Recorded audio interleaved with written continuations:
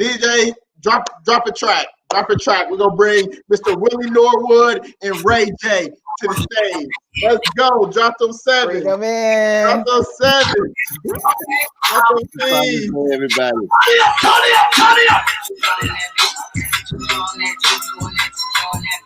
Hey. So we gotta get Ray J's device connected. He the tech king, isn't he, Mr. Norwood? Isn't your son the tech king? He is the king of tech. Yes. Yeah, he's a tech king. So we know he's gonna be able to figure it out. And I also he won't accept it, but there I also call him King Coach. There you go. DJ. Yeah. What's up, y'all? King Coach. Hey, I'm in. Yeah, nah. I mean, if I was gonna have a problem with the tech, it would have been a problem getting if I didn't have it locked in. Yeah, we might have would have had to clown you a little bit. It's all good. It's all good. It's all good. I came down to do the interview in the car because I got 2 kids. They 2 and 5 months, so they would have tore this phone up if they saw me upstairs. Yes, we understand. We all have kids ourselves. So anyways, shake y'all keys real quick. Let's give Ray J a proper welcome. Drop those keys. Mr. Norwood is in the building. Drop those sevens. Thank you. Yes. Yep. So first of all, let me start by just saying Happy Father's Day to you both. Thank you. Happy Father's Day. Happy Father's Day to y'all too. Pops, Happy Father's Day to you, Pops. Thank you, son. Yes. And then I'm just going to, first of all, again, thank you so much for spending your Father's Day with us to talk about generational wealth here at the Keys to Black Wealth Summit. So we're definitely appreciative of your time. And we know you're busy, but we're grateful to have your presence. And then we're even more grateful to get those keys that y'all getting ready to drop on us. Yes. So everybody already knows y'all, but let's pretend they don't. Okay. So drop a quick minute or two. Just talk about your journey, how you became the person you are today, and where people can just find you and what you got going on right now. Pops, of course, you please go first. Well, I'm right now I'm a virtual voice coach. By voice, I mean I've been singing, and singing has been part of my life, all of my life. And speaking of generations, one of the songs that we did on my first gospel album, Ray J did a song along with my dad. So we had 3 generations singing together. And we did a song together. Have Thine Own Way was the song. And we were blessed to put that together. And I always told my dad, I said, if I ever cut an album, I'm going to cut you on the album. And he's been singing all of his life. And before he passed, I had a chance to do that. So whatever I'm doing, I try to pass it down and try to pour it into every generation as to what. So everybody has to share whatever is dominant in your DNA. You have to share that. Amen. So Ray J, you ain't want to follow in the gospel? Do you got a gospel album out?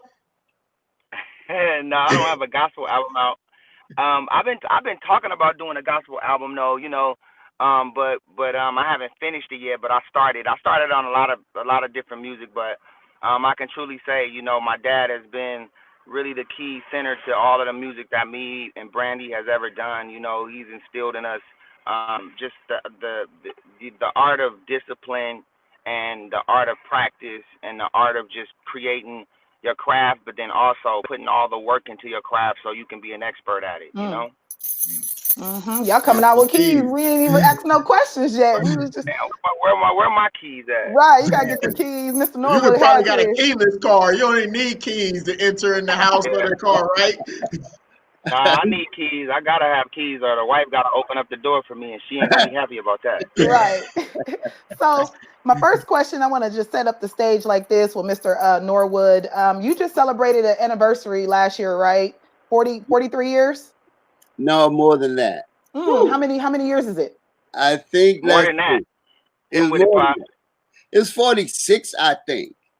46 years. So we're talking about generational wealth. We're talking about being able to transfer things down, so typically in an African-American home, in a Black family, there's typically one breadwinner. And then even with that one breadwinner, if they do make it to success, we're not seeing that transfer of knowledge and generation and things like that come down the pipeline. And then also there's not a good, strong representation of like the Black family. You know, so when we think about the Black family, sometimes we think about like a single parent household, you know, and sometimes there's the absence of the father as well. So Mr. Norwood, you 46 years of marriage, 2 children, beautiful children. Clearly you got the family business. We've tuned into that. We've seen you guys literally transferring generational wealth and that mindset down. Talk to us a little bit about some of those keys that you've been able to use in your family with your wife and the whole family unit, some of those keys that you've been able to use to keep everybody together. Well, one of the things that we do, we take everybody's strength. And we take that one strength and put it all together, and then we become a unified strength and a unified whole working together. Like my wife is very talented in business, and her father was an entrepreneur, businessman, and so we understood at that point. My father was more of the creative kind of deacon at the church and very spiritual man. And so we took all of that together. Ray J has certain talents and stuff like that. So we just put it all together and become a force together. And that has been our forte.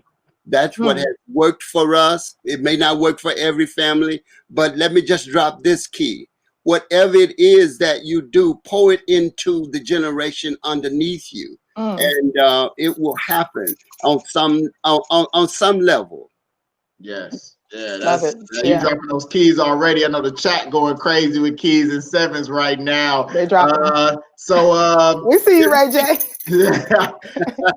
Speaking to that point, though, you know, we got to see, you know, Ray J and Brandy. We got to see y'all early in life, you know, just doing it on the big screen and all of that. And you know, your parents are your managers and everything like that. Just break down that whole family dynamic and how y'all have kept it together, because we see so many families break apart when you got business involved and stuff. And y'all both can speak to that point, but I really want to know, like, how do we do a family business and still keep it all together? That's a great question. For me? Yes. You know, for us, it's really just, it goes down to just trust, you know, trust, and not only trusting your process, but just trusting the people around you. When you have some success right away, when people that might not have believed in you before start to see you kind of shine a little bit, then that's when everybody starts to get in your ear and starts to tell you, oh, we can do better. Have you been on this? Have you been on that? Well, let me take you to the next level. And a lot of times people start to steer into the other way, which, I mean, you know, I don't know if it's disloyalty. I think it's just, you know, not being educated on how to stay grounded with your own team, but also, you know, you really want success bad, right? So if somebody that you might have looked up to is now on your radar and they're trying to steer you in the way that they feel is best, but deep down in your heart, you know what's right. You know that you're on your journey. You know that you're not far away from where you want to be. So a lot of times you got to go with your heart. And most of the time your heart says, this ain't right. Let me stay with my team. Maybe we all might not be as educated as you yet. Maybe we all might not have the success that you have, but these people around me, if I call them at 3, 4 in the morning, they're going to pick up for me. If I have a problem at 2 a.m. or 10 p.m., and I need somebody that's going to sit there and talk to me, some of these new guys phone might not even be on, you know? And so you got to keep a couple people, you got to keep family around and people that started with you from the beginning, because it's the right thing to do, you know? And a lot of times when people jump ship, they start to find themselves, you know, going down. And then what do? You call the people that love you, that's been there since the beginning, that's going to be there up and down with you, and then you guys get back to where you want to be. But sometimes that's needed in order for people to understand what's important or not. Because you could tell somebody that this is what's the best thing to do. Most of the time, experience is the only way people learn. You know, a lot of times experience is the college, you know? Yeah. We just talked about that earlier. I think we were talking about that quote, experience is the cruel teacher because it gives you the lesson first. So it's crazy. It's like y'all been right in our conversations, like right here with us. So big facts on that. It's like this. Some people might have a college education, But if you look at a lot of big successful people, they could be billionaires, they could have 100 million. A lot of them don't have no college education, but they have the experience education that sometimes supersedes what's in the book. And so it's really important to have that experience, because that's really your learning vehicle. Yep. Yeah. So Mr. Go ahead. We don't want to minimize getting an education. Pops, you on mute. You on mute, Pops. Unmute. Now we can hear him. We can hear him. We can hear him. Oh, I can't hear him. My phone tripping. My wife and I, we both went to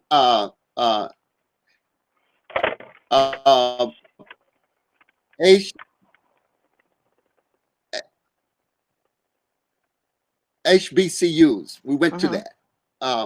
She went to Southern, and I went to Jackson State, and Jackson State University. And so, having come from that, we've always been around our people, and we take that experience around with us. I grew up in the segregated South, and so I understand the village concept. I understand that sometimes we have to do it for ourselves. We can't depend on somebody else to do it, or another race, or another family, or anybody else.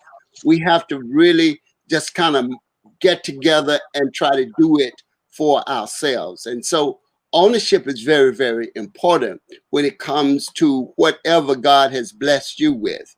Just own that and take that to another level. Take that to a level where you can maximize and really profit from what it is that God gave you to do. Yeah. Hey, that's so. No, I can't hear my dad, but I'm trying to. I can hear everybody but my dad. That's weird. Really? He done already gave you them keys. I guess, he giving us the keys. I'm trying to find out why. I'm gonna give away all the secrets, Ray. Has that ever happened before? No. We can hear you. Pops, can you hear me? I hear you well. Pops, yeah, he can hear you. He can hear I you. can hear everybody but my dad. That's weird. Ricky, any idea on why The devil, Mr. Norwood, the devil been attacking our tech issues all day. Well, that's a weapon he can't win with. that part? No weapon. So you mentioned something, Mr. Norwood, ownership. So let's talk a little bit about that here, because I can't hear nothing. You can't hear anything? Can you hear us? My bad. Okay. I can hear now. Okay, good. I can hear y'all. Pops, you hear? Pops, you Yeah, hear? can you hear me? I still can't hear Pops, but I love you, Pops. I love you too, son. He loves you too. So Mr. Norwood, my question for you is ownership. You mentioned ownership, and we've been talking, and this is Keys to Black Wealth, and we're always, talking about the principles, the keys, and one of our 7 keys, we have 7 keys to wealth, and one of those keys is ownership. We also have additional keys as well, but talk to me a little bit about ownership and that principle of wealth. Where did that come from? I know you said your family started with entrepreneurship in your blood, but what really made you take that concept of ownership, to the next level, but then also transfer that down to Ray J and Brandy? Well, one of the things that I found is that when ain't nobody going to be trying to do it for you, that you got to really step into your own destiny, into your own place, and in building your place. For the first thing you want to do is set up your business. Whatever it is, you got to organize what it is that you're going to do. And once you organize your business, that's when you get to the point where you can take it to the level that you want. And by ownership, one of the things that we found out is that there's such thing as intellectual property. And that property is like whatever you do, own it, and set your business up, a LLC or a corporation, so that when people come at you, they have to come at an entity and not just at one person to get at you. And so that's one of the things that you have to do, is to set up your business so that you can do business with other people. and you can hire yourself out to do different things. And so that has worked for us. And the other thing is real property. Try to own some of America. Try to own some land. Try to get a piece of the earth uh, that you're walking and living on. So those have been good things for us, and that's it. Yeah. Hey, that's great. That's great. Get a piece of the earth that you living on. I love it. I love it. My grandma, we have 33 acres of land in our family, and I forget a guy came and asked my grandma to buy some of it. She said, "You can't have mine, but I'll pray for you some of yours." he put out and got him some though. So, but we always talk about ownership and land, and that's so important.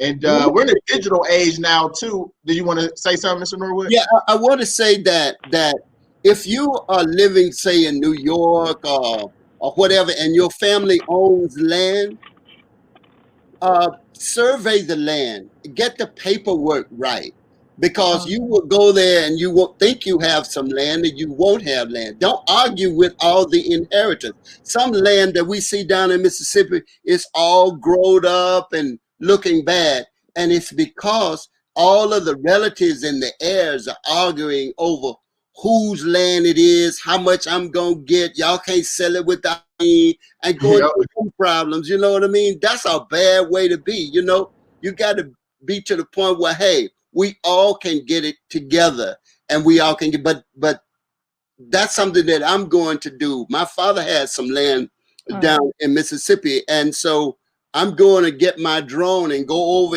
and survey it and get it right, because the land would just sit there, and because the children and stuff, the heirs are arguing over who gets what, then nothing gets done. But somebody has to step in and be the person that's going to say, look, let's get together. Let's be a family. This is all of ours. Let's do something with it. Let's do something instead of fighting and arguing. Hey, I love that point. And now we're in a digital space. And Ray J, I know you stepped into the tech industry a few years ago. You've been successful in that industry, and now we talk about not just real estate and physical, but also digital now. In that space. So Ray J, just talk about your tech endeavors and what you're excited about, what you see on the forecast, and how Black people can kind of play in that space and win in that space as well. All right, you can hear me, right? Yep, loud and clear. All right, so here's what I have an issue with, right? Okay, there's so many Black people out here that have skills to think, right? There's a few different ways I think that people just need to know how to get money and how to really stretch like the skill that they have. Before I just talk about digital, just let me talk about being a dot connector, right? Okay. Connecting the dot is a job. It's a skill. It's something that you should make money from.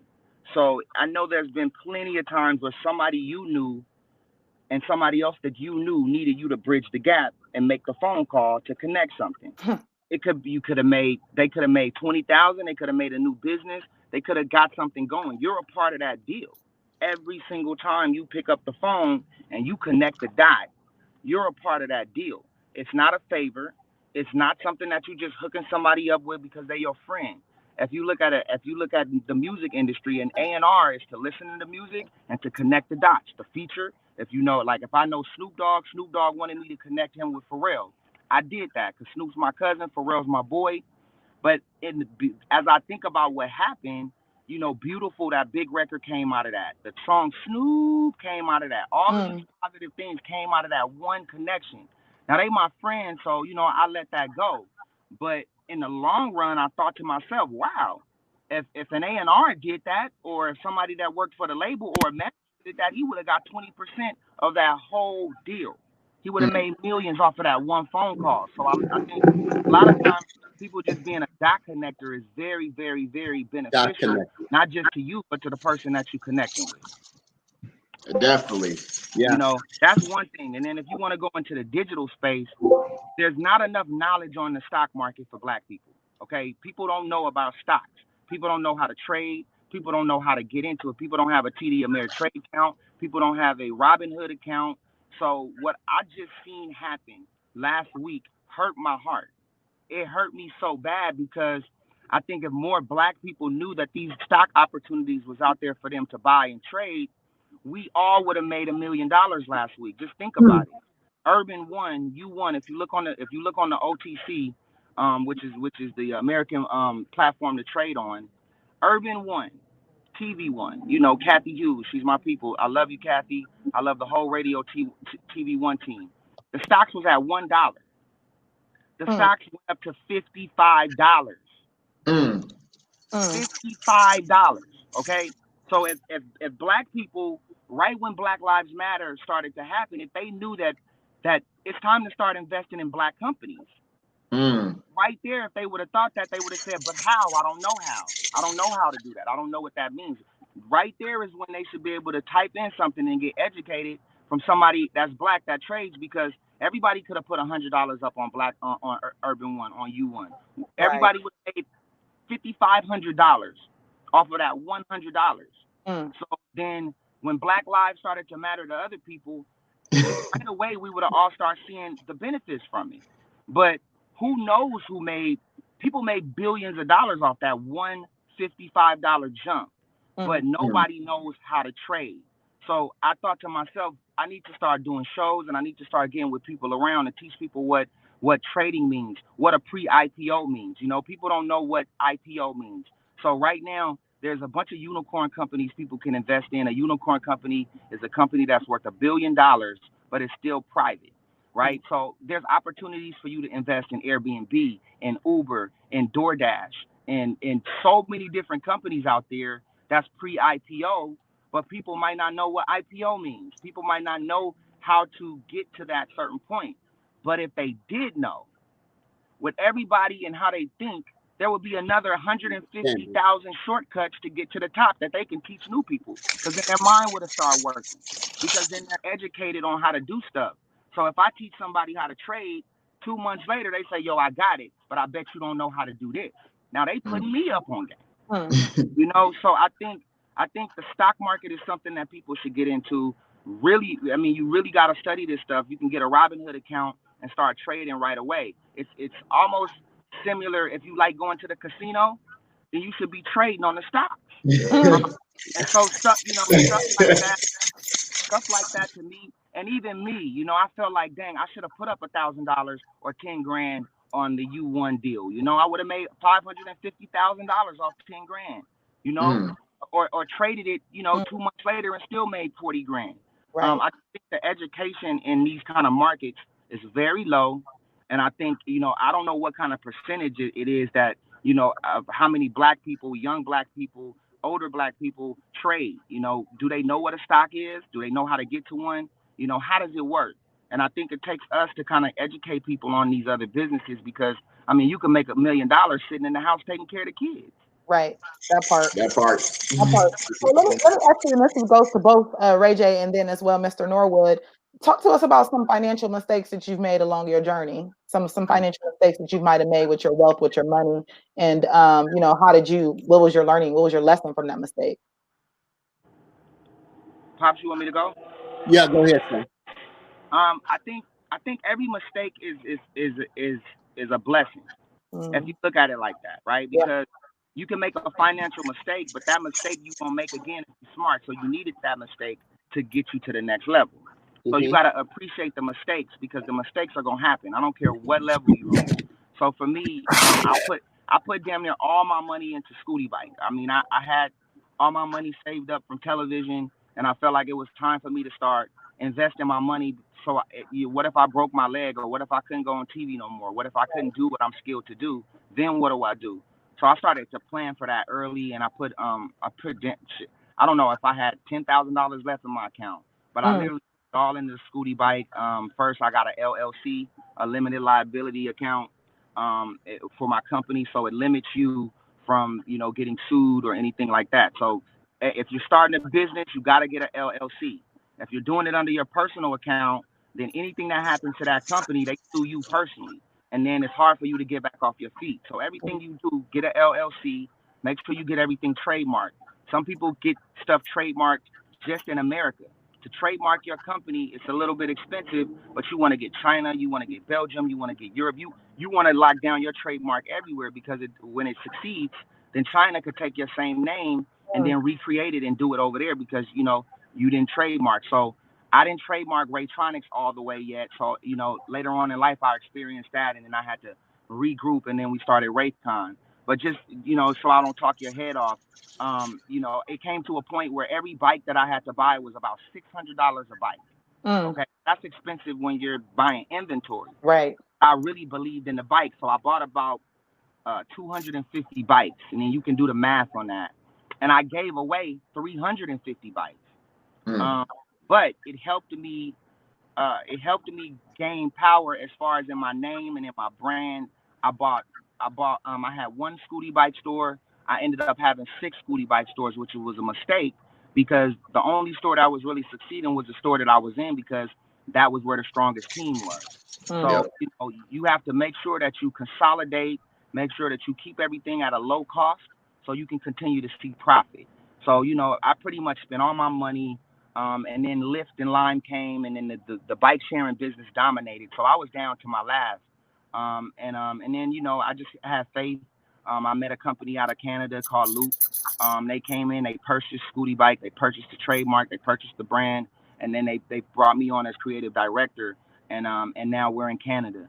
But throughout that time when I spent all my money, it was I believed, but I wasn't educated enough. But it helped me create Raycon. Because now I said, okay, instead of selling a $1,200 product, I want to sell something that people can afford, that people can get all over the world, that's not too pricey.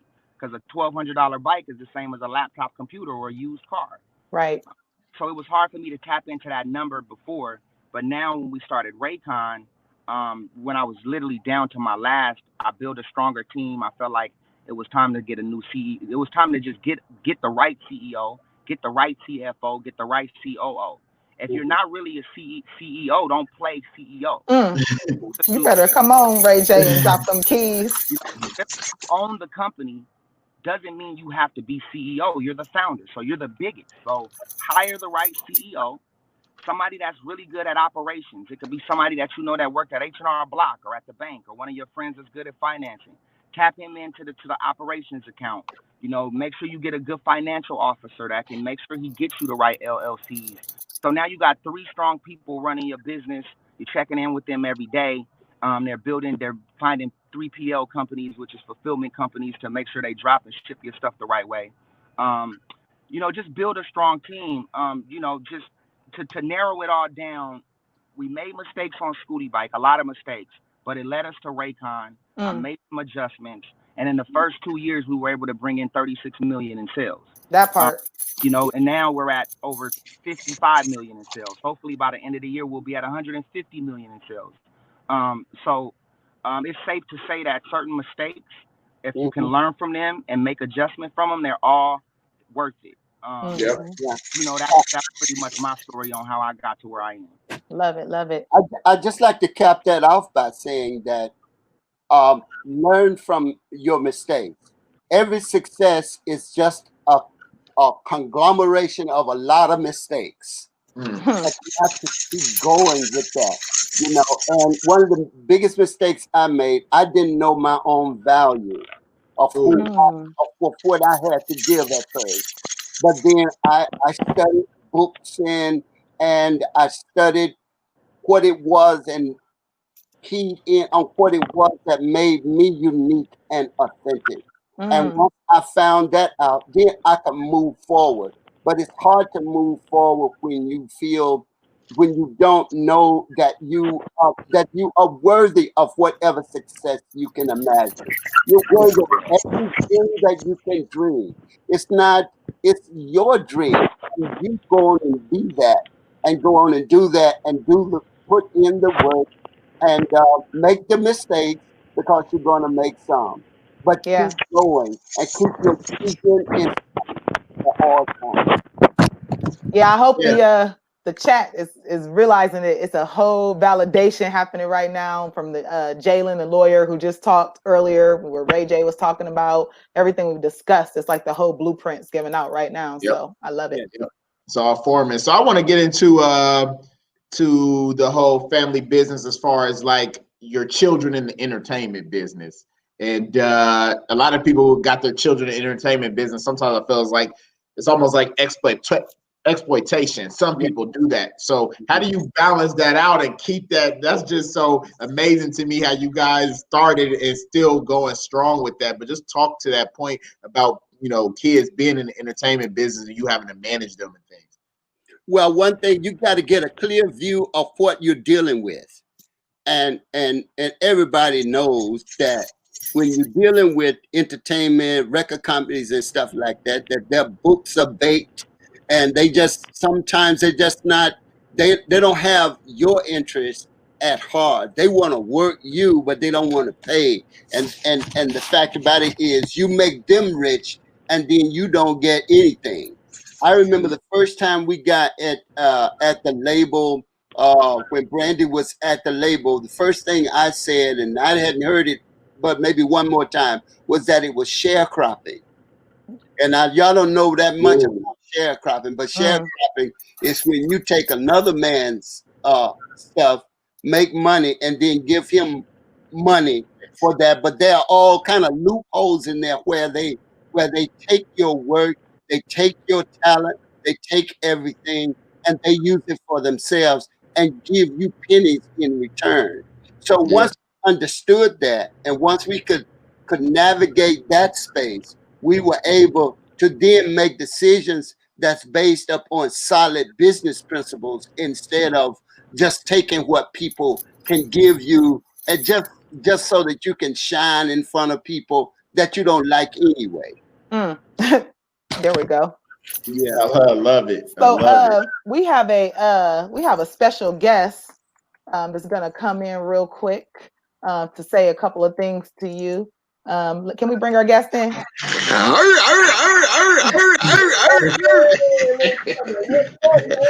What's up, big brother almighty? I'm over here sipping on a little bit of, I'm see if y'all can see this. Hold on. I'm trying. Hey, Blackwell Keys. Hey. I'm sitting back. I said, hold on a minute now.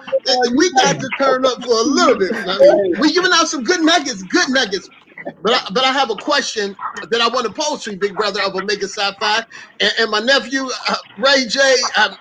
Incredible. I mean, and I got to give it up to my big sister Sonia in the building. I mean, she always. I remember when I heard "Sexy Kind of," when you showed me, "Hey, what's up, sis?" Hey, y'all drop those sevens for fire, Norwood. Y'all drop those sevens. Hey, Mama, I can't hear you, but hey, Mama.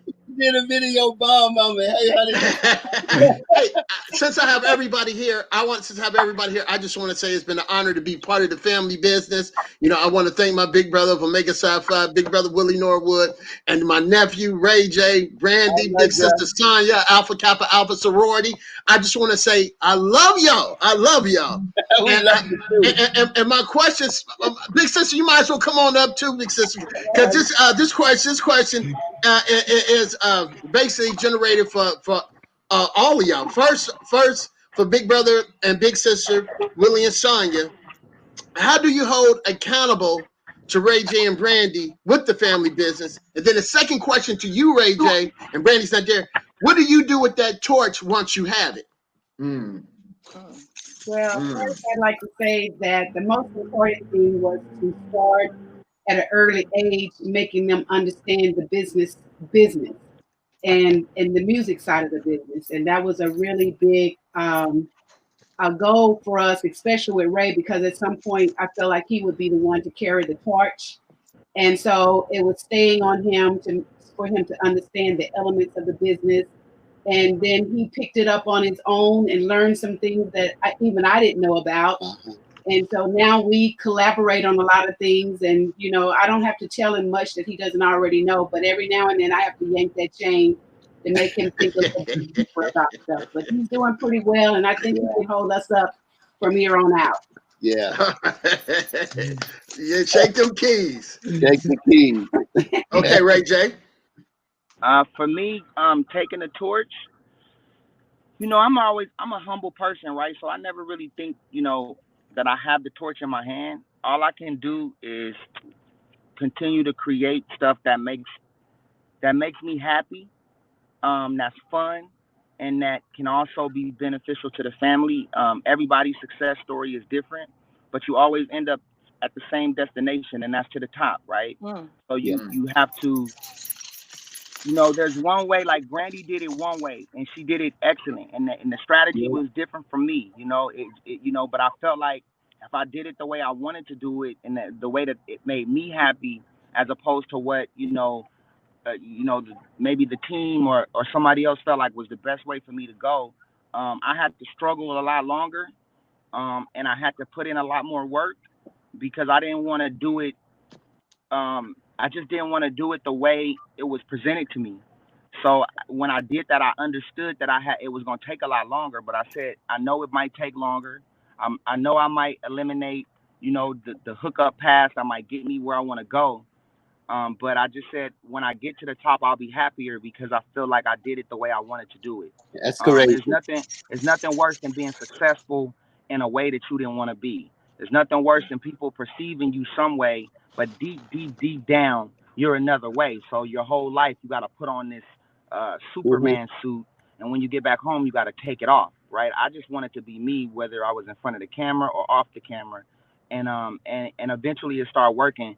And now that I have a certain lane that I'm in, all I can do is bring my people in to whatever deals I have and incorporate them in what I do. Just like we just got a brand new Raycon office, but that's the family office. So Pops has all his setups in one spot of the office. Mom's is going to do all her podcasts and all her business in another side of the office. I'm going to take care of technology. And if Brandy wants to come in and do her thing, then I got a space for her too. So it's really just, if you succeed in, make sure you have something there for everybody around you to be able to be successful. If you can provide that platform, that's your job. That's what you're supposed to do. If one of your family members says thank you, that's fine, but I don't deserve thank you. I'm supposed to do this. You know what I mean? This is who I am. This is what y'all got me here for. And so that's how I look at it. And I'm going to say thank you to Big Brother Willie Norwood Sr., and to my big sister, Sonia of Alpha Kappa Alpha, and for Ray J, because I'm going to say thank you in advance, Ray J, for my job in that building, too. I will be at the Raycon building. I don't care. Y'all can be on the 10th floor. I just want to be on the 8th floor because I'm the 8th dog.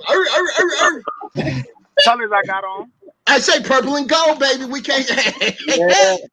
I'm gonna get, because I know it's a lot of more questions they got for y'all. So I'm gonna step off. I love you. I love you, big sis. Love you, big bro. Roo.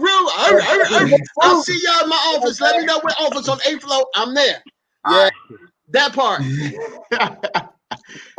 He always bring the energy. People in the chat like, bring Sean back up, man. He wake up on 100, man. Yeah.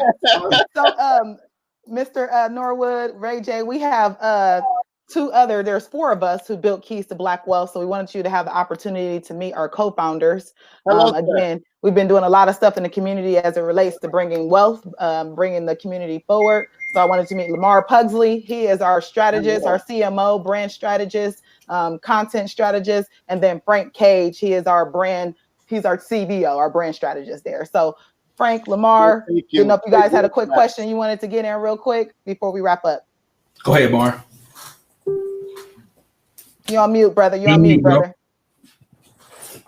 My bad. Let me start with technical issues. But surely, so I myself have 2 sons that I love with everything. So as a father, kind of getting your son ready for that industry, what things did you kind of keep as the focus as far as, because obviously, your son is you, but he's not you. He got another side. And so when them other sides come in that you don't necessarily understand, how to be able to be a effective father, get the message across, but just in a different way for them to understand. Well, the one thing that I would always do is validate what they wanted to do in their lives. If they wanted to do something, I would validate it. I remember Ray J wanted to be a drummer. And so I didn't go buy a whole drum set. I just went and bought one drum. And he beat on that for a while. He's I don't want to beat on a drum. But the thing about it is, as a parent, I always would try to allow him to be creative, to be adventurous, and not try to mold it into something that I wanted him to be, but find out what he wanted to be. And the same thing with Brandy, find out what they want to do, and then get behind them and make sure they do it if they want to do it. That part. Now, Ray J, obviously you hear it. I'm not sure if you was able to hear your dad's perspective, but basically what he was saying was he allowed you to he took whatever your vision was and he poured into you. You know, so hearing from his perspective, having your dad, you know, everybody got them dads where you get to a point where you like your dad become like it's a death to you. You ain't even trying to hear that. You like, bro, come on. So I guess how was you able to allow him to still give you that direction and guidance in the midst of when you started getting to that time where you wanted to step into your own self? Well, my dad and mom, I could say they were strict as far as making sure that we had a weekly regimen. I had to go to choir rehearsal. I had to go to Bible study. A lot of things my dad was doing at church. He brought us in and kind of showed us the way. Brandy loved it. She loved choir rehearsal. She loved everything about singing and performing. So she was excited every day to go wherever it was where she could sing. Me, on the other hand, I just wanted to play with my friends. Football games going on down at the end of the corner.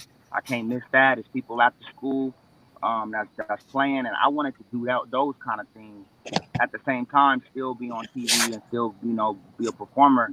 And so my dad and mom let me do both. It was a time where I had to focus on the art.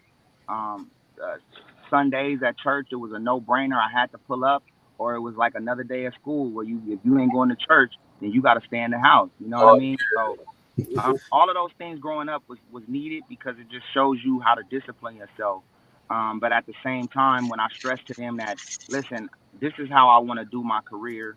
I remember we had a few really deep conversations that was really, it was just long, and it was heartfelt from my end. And, they listened to me. They saw the passion in my eyes, and they started to recreate, their plans for me. And that helped me because I always said, I know my parents won't let me go off the deep end, but at least they're letting me try new things that'll take me out a little further than probably most parents would. And from there, I trusted them. If I had a big problem in my life or I needed to talk to somebody, I talked to them because they showed me that it was okay. So a lot of times when you cage out the kids and you don't let them express themselves really honestly, the way they really, really want to, then they'll start looking for it elsewhere. And then that's when things can start to get a little tricky, Yeah. So I think you give your kids some time to be themselves, even at their younger age, to find out, what they want to do and who they really are. And it takes time. Sometimes it takes 3 years. They want to be this, then that, then that, then that. So you just got to stick with them to me because, my parents stuck with me. I wanted to be a rapper. I wanted to be all kind of things. And, they just let me venture out and make some mistakes myself because me making my own mistakes helped me understand that every time my parents say it ain't right, I think they wrong. Exactly. Every time my parents said to do something, the kid or the other person always thinks it's the other way. So in the smallest way, they let me make a few mistakes. It wasn't a crazy one because, them being my parents, they know what's big and what's small. But the small mistakes I was able to make help me just become me and know that I don't want to blame nothing on nobody. If I make a decision and it's my decision, if I win or lose, at least I can say I was the one that did that. I'll be on the front line for that. That's dope. That's dope. Frank, hit them with their last question. We got 1 minute. We got 60 seconds. 60 seconds. Hit them with their last question. Sure. Rapid fire. I'll tie it in and sort of segue to even what you guys were just talking about last. I'm a creative graphic designer by trade. Also church background. I remember running into a time and a path where creatively and the things that I was learning biblically, it kind of challenged and it affected the way that I created. So my question is, when it comes to the things that you've created, even whether it be how to monetize it or just from, hey, this is the idea, this is is dope. How do you determine what you're going to create, how to go about creating it as it translates to your faith and also in business? Pop. Go ahead, Pop. Oh, but that okay. I think the greatest thing that a parent can give to their children is an abiding faith, and always let them know that they can always find the power that's outside of yourself. Because even though some kids look to their parents as superheroes, but the God of this universe is a God of love, and whatever you do, you can always find your way home. And that's the thing that I've always tried to do. And there are some things, and I don't care what faith you have, there are going to be some decisions that you're going to make that's going to be conflicting to you. But then there's a such thing as the spirit that's inside of every child. There is a voice that's inside of them that's telling them everything they need to do. So every now and then you just got to quiet down. And prayer has always been a pivotal thing. That is, you got to spend some time inside of yourself, reflecting upon what it is that's your purpose in life, and try to navigate whatever space that you're in, even though sometimes the space that we are operating in is a very confined and constricting place. But there is a way out of that. And so I just believe that giving a child a strong, abiding faith in themselves and in the possibilities that's beyond the control of any man or woman, then that has been what it was for me. That is so great. Hey, y'all been dropping keys all night. Hey, we want to thank both of you guys for joining us. Go ahead, Ray J. Opportunity. Get the closing word. I gotta leave the final thought. Listen. There we go. Again, invest in stocks. Get you a Robinhood account. It's the smallest way to just start learning how to trade. That's one thing. But here's the most important thing I'm gonna say before I get off the phone. Anybody out there that got a business, anybody out there that got an idea, put a presentation together, put your deck together right now. It could be great, it could be okay, it could be anything. This is the biggest time for people to start investing in Black people, in Black companies, and Black communities. So if you got a presentation, take it, print it out, and knock on every door and every business out there right now that you want to deal with, and tell them that you are the one, that you are the new, and that you have the best idea for this company. Right now, today, they're going to listen. They're going to bring you in, and they're going to hear what you got to say. And possibly they might hire you, or they might bring you in as a partner. So right now, go get all your stuff together. It's Monday tomorrow, all week. If you want to work for somebody or work with somebody or for somebody, call them over and over and email them over and over and over, and knock on that same door you're trying to walk into over and over. It's almost guaranteed that it's going to pop off. And almost guaranteed is an 85%. That's big. So take advantage of what's going on right now. If you look on Netflix, Black Lives Matter is everywhere. If you look on the stocks, $1 to $55 and you won. These are big, big jumps. These are like 1,735% jumps on the stock market, right? So please, get your stuff together. Get prepared. Opportunity comes when success meets preparation. That part. Right? So if you're prepared and the opportunity's there, nothing but success can happen. And my mama taught me that. So get your stuff right and go out there and sell, sell, sell. Sell. Drop the keys. Hey, y'all killed it. Hey, thank you for joining the Keys to Black Wealth, giving all our attendees all the keys. We love to connect with you guys. We want to invite you guys to the actual summit, to the event site. So I will send you that link, Mr. Norwood and Ray J. I'll send you a magic link. All you got to click on it. You can chat with everybody who's inside of the summit. We would love to have you over. Okay. Right, in the meantime, I'm gonna start up these blogs. Ray J TV, they not up yet, but I'm gonna start putting people on to what I know. So, and then I'm gonna come back to Keys to the Black Wealth, and hopefully y'all can give us another 15 minutes, 20 minutes at the real conference. Oh yeah, for sure. We in there. Yes. We in there. Let's go, baby. Let's go. Everybody drop the 7, shake your keys. Drop the Give it up for Mr. sevens. Willie Norwood and Ray J. God bless everybody. Yeah. Happy Father's Day. Thank Happy you so Father's much. Day.